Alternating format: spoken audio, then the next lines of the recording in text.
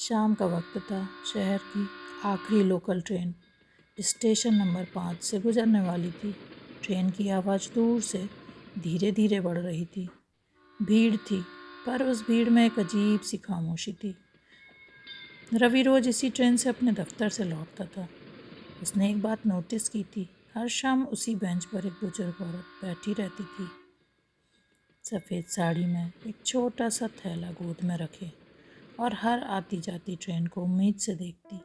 उसके चेहरे पर एक स्थायी मुस्कान थी, जैसे किसी का इंतज़ार करते हुए भी वो अभी तक नहीं थकी थी।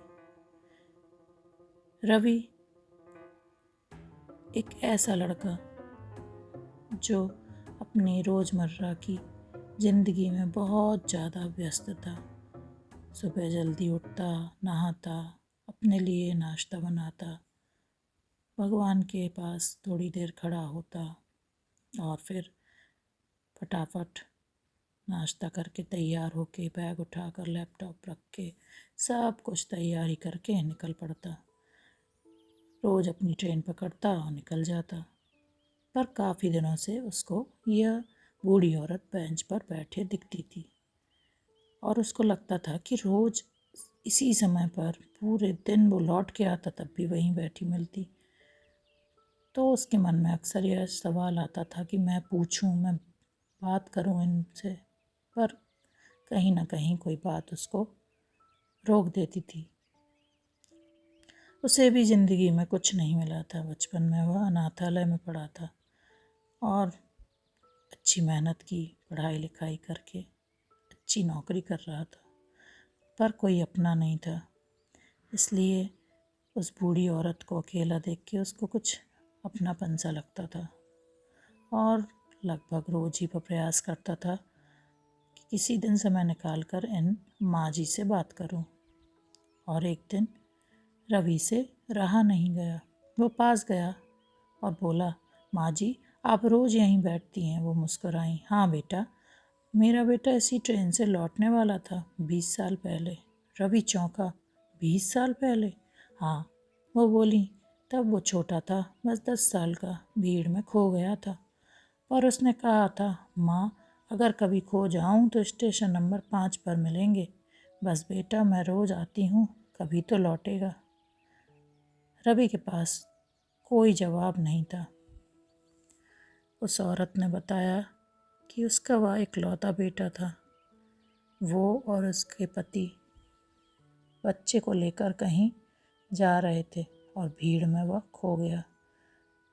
माँ तो इंतज़ार करती थी, पर पिता दिन रात किसी तरह से ज़िंदगी निकाल रहा था, दुखी रहने लगा।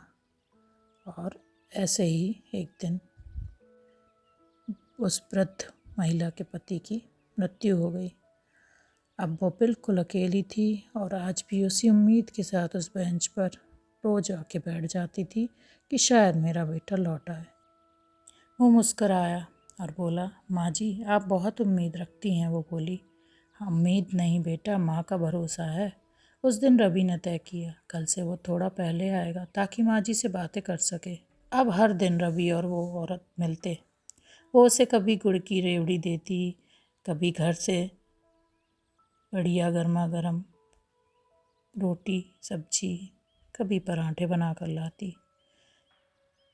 वो बड़े चाव से खाता। कभी बैठकर दोनों बेंच पर बहुत बहुत बातें करते, और वो अपने पुराने किस्से सुनाती। कभी अपने बेटे का जिक्र करती। उसे झूला झूलना बहुत पसंद था। स्टेशन के पीछे वाले पीपल पर झूलता था। रवि पूछता, आपका बेटा किस जैसे दिखता था?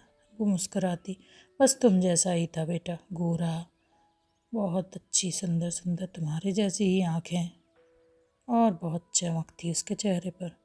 रवि हर बार हंस देता। माँ जी आप तो सबको अपना बेटा समझ लेती हैं। वो कहती, क्या करूँ बेटा, जीवन ने सब छीन लिया, बस ममता नहीं गई।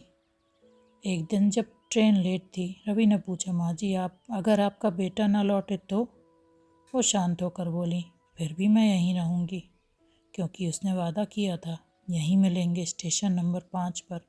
रवि को उनकी बातों में पागलपन नहीं, एक अजीब सी सच्चाई महसूस होने लगी। शायद हर इंसान किसी न किसी का इंतज़ार कर ही रहा है। कुछ हफ्तों बाद रवि के दफ्तर से ट्रांसफ़र का ऑर्डर आया। वो जानता था अब शायद वो स्टेशन नंबर 5 पर दोबारा ना आए। उसने सोचा कल आखिरी दिन है, माँ जी से मिलकर ज़रूर जाऊंगा। अगले दिन जब वह स्टेशन पहुंचा तो वहाँ वो बेंच खाली थी। रवि के दिल में जैसे कुछ धसक गया। पास वाले चाय वाले से पूछा, माँ जी कहाँ हैं? वो बोला, अरे बेटा, कल रात तो उनकी तबीयत बहुत बिगड़ गई थी, उन्हें सरकारी अस्पताल ले गए थे। सुबह खबर आई वो नहीं रही। रवि चुप खड़ा रहा।